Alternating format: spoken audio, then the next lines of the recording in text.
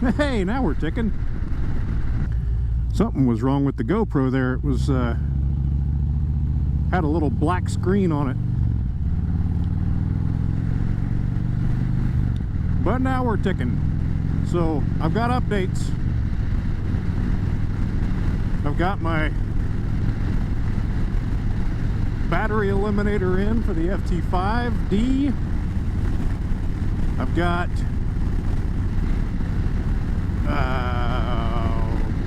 wind guards, hand guards, wind guards, knuckle guards, bark busters, the things that are blocking the wind from my hands, and they're doing a fantastic job at it.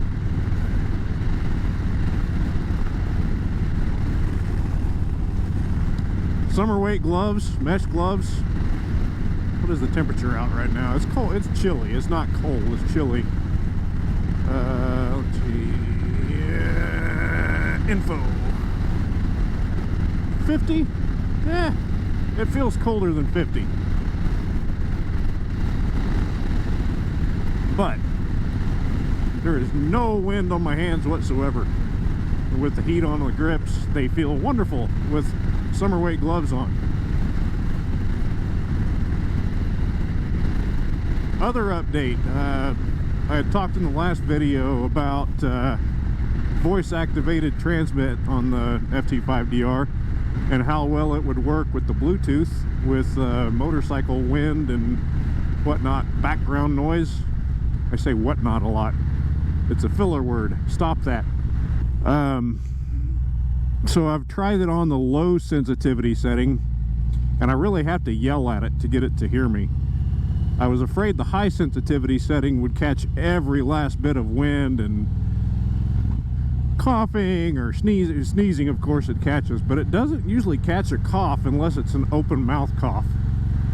It doesn't catch motorcycle wind or helmet noise or whatever, unless I'm like looking up.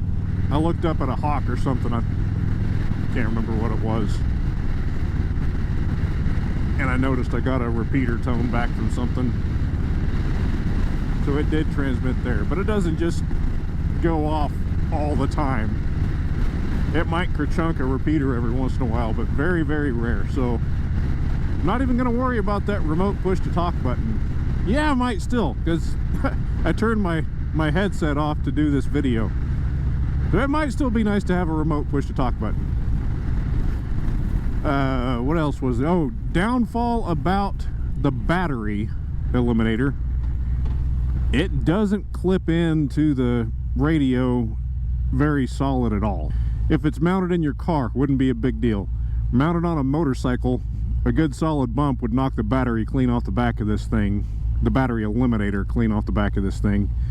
And then your radio's gone. But you still got the battery, which is cool, I guess. But went ahead and reinstated the use of the Velcro, that's the brand name, of the hook and loop fastener strap.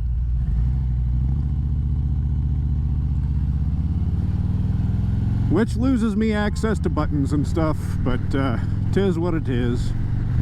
I shouldn't be playing with buttons while I'm riding a motorcycle anyway. Completely unrelated to any previous conversation. Going out to Phil's Cycle in El Reno, Oklahoma to get this thing dyno tuned.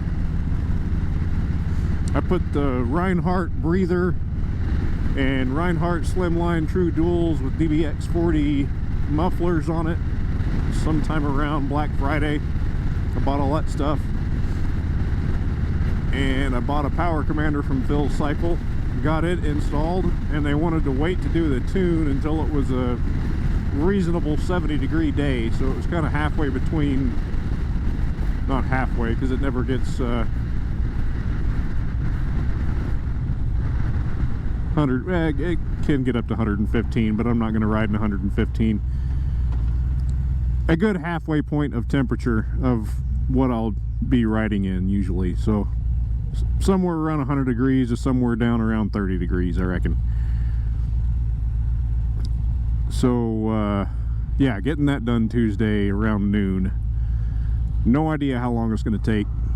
No idea what kind of tuning reputation they have, but they've been doing it for years, so surely they know what they're doing. And hopefully I'll be able to stand in there with them and get a little bit of video of it. I don't really care about the horsepower.